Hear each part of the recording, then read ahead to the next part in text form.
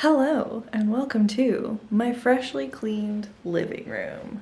Hey! It did not look like this 24 hours ago, and it will not look like this 24 hours hence, because today we are decorating for Halloween. You can see that there are some things that are up. I've obviously been filming the intros to these videos here, because there's the table with a box of Halloween decorations. I don't have heaps of decorations. A lot of these are things that I have made, such as the witch's hat from the first video, and then some other things that are to come. Like I said, I've done a light clean. There are still some things that need to leave, like in that corner over there, there's stuff for the op shop, so those all move into another room, and then there's still a tarp from doing some paper mache for what's probably going to be the last project you guys see. This is probably going to be a bit of an all-day thing. I'm just going to slowly, steadily do things. I will try and show you the crafts that I do that don't have individual videos. So like, I might try and do a template of those because I'm going to do more bats. I sort of have a plan. I don't really have a huge plan.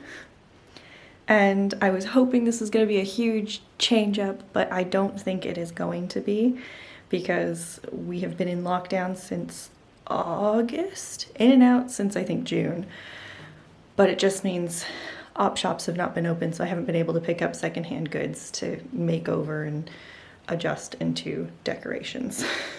It is what it is, and so I've tried workarounds where I can, but there's also only so much that I can do. But most of this is probably going to be stuff that you can make with things that you have lying around. Except for maybe foam clay. I don't know if you have foam clay just sitting in your house, but I do. So I used it. So I have got my cup of tea and my spooky mug, my cozy clothes on. So we're just gonna have fun and decorate and then do a big reveal at the end. So let's jump on in.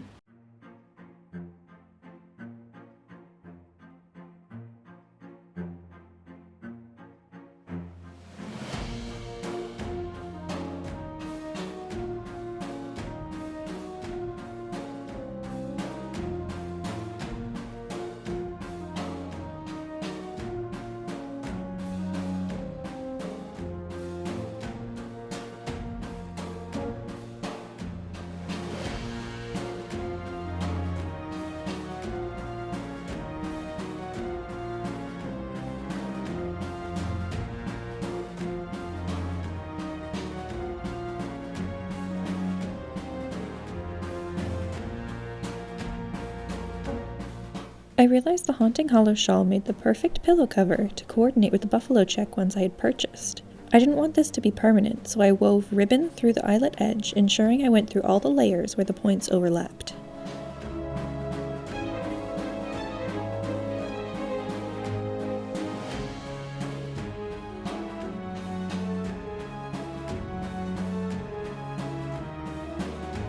I then used a long strand of the same yarn it was knit in to stitch down the envelope flap that was created when folding. I just left a long tail to be able to pull out the stitching later.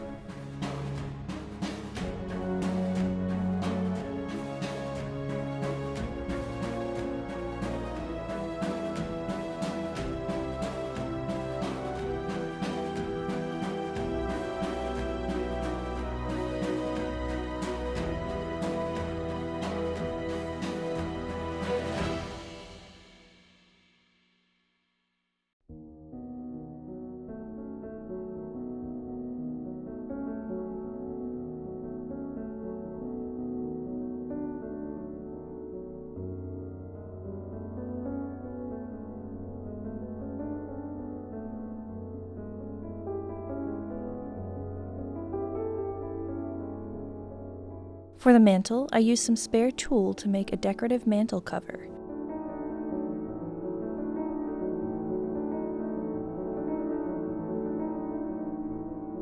I measured where I wanted the gathers to be, and then gathered the outermost edges using a needle and thread.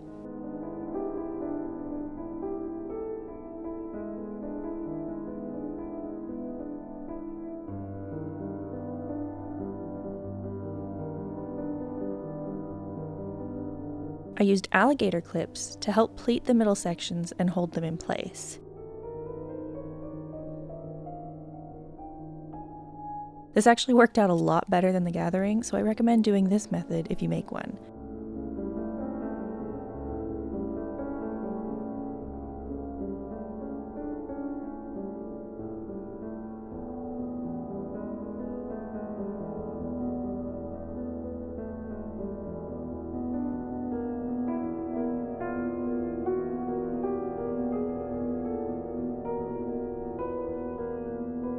I finished it off by pinning some needle-felted moths that I made last year in my very first YouTube video to place over the gathered points.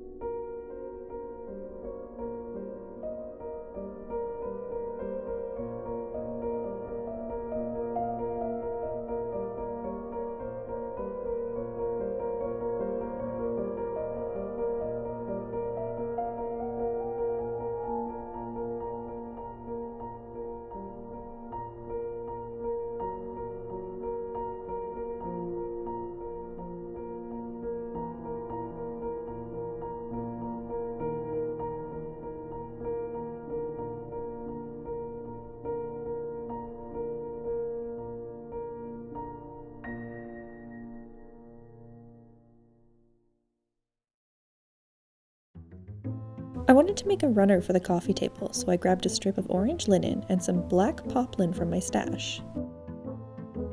From the poplin, I cut 3 10cm strips of fabric the length of the orange fabric plus 20 centimeters. I marked the halfway points on the strips and the orange linen and attached 2 of the strips to each of the linen's long edges.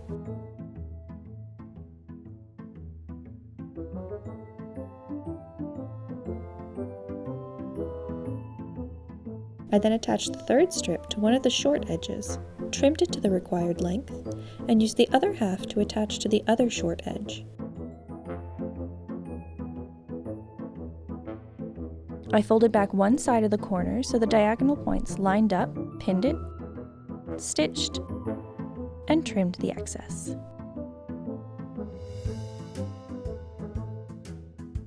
Each edge was pressed in by 1 centimeter and then folded in half to the previous stitch line. This was pinned on top and then edge stitched into place. The excess on the corners is trimmed again, and then one side is tucked under before stitching along the previous seam.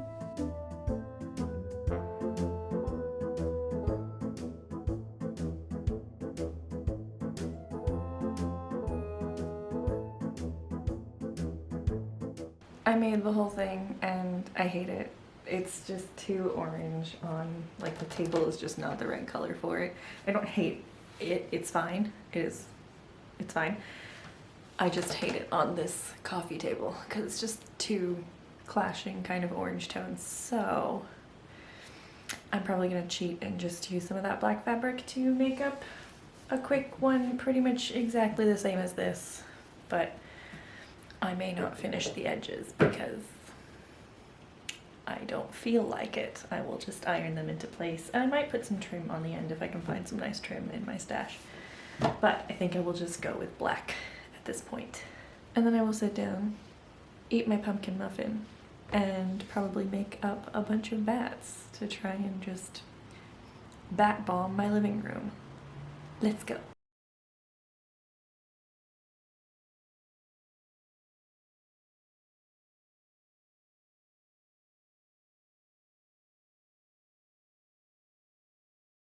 Good morning. It is day 2.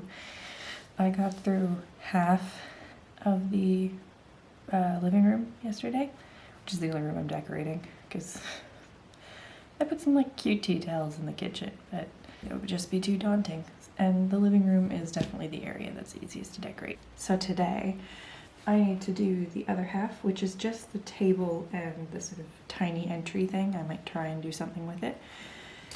But what I still need to do to finish the walls and try and fill in some gaps, I'm going to make more of these little bats and put them, I'm hoping, in a big swarm.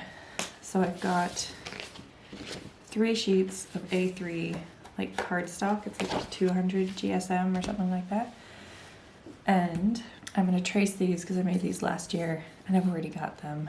I'm going to trace these guys and then do what I did last time because I still didn't buy black cardstock for some reason and paint them black. I tend to do them some this way and then some that way just so that you get like a mixture of bats everywhere in 2 different sizes. I think that's it. We're just gonna get started on that. I don't have a spooky mug today, but I'm gonna go make myself another cup of tea and then get stuck into this.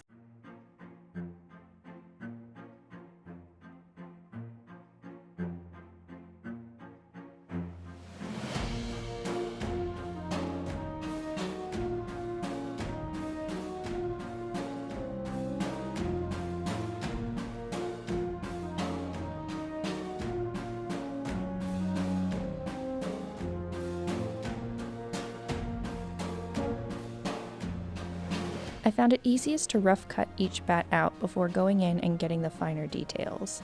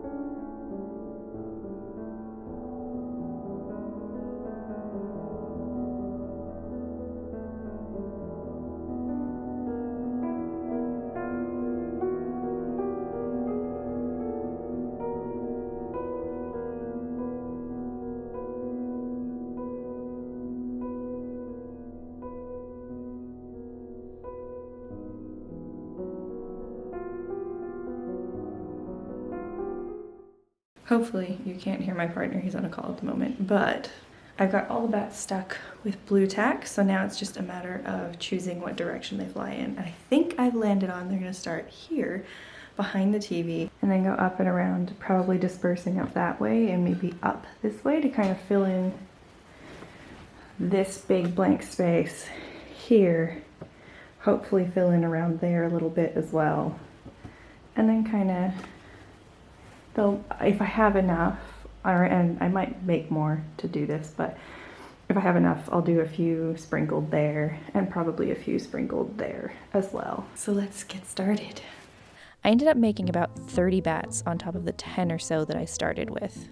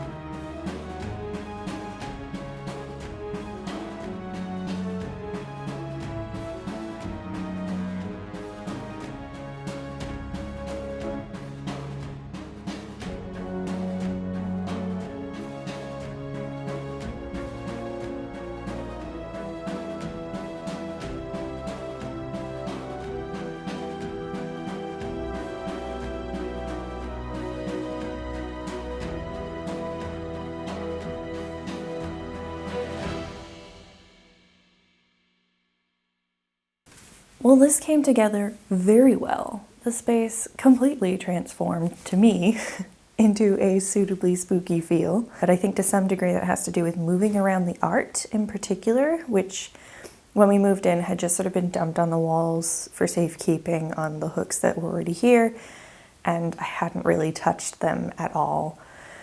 So that was sort of the first thing that just instantly changed the room. And then bat bombing helps a lot. Like, if you want it to feel spooky, just put bats everywhere. I think I'm most pleased with the two areas that you see when you walk in the room, which is the couch area and the mantle behind me. I was not expecting to do these cute little moths, and I am thrilled with how they turned out.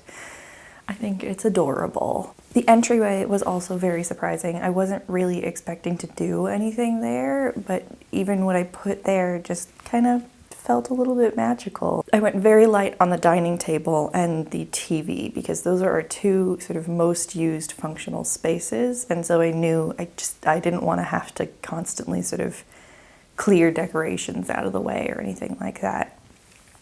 So those stayed pretty minimal for a reason. That is it for this project. If you liked this video, please subscribe and hit the notification bell to join along with the rest of 13 projects of Halloween. I hope you have a lovely day, and I will see you soon for project number 6. Bye!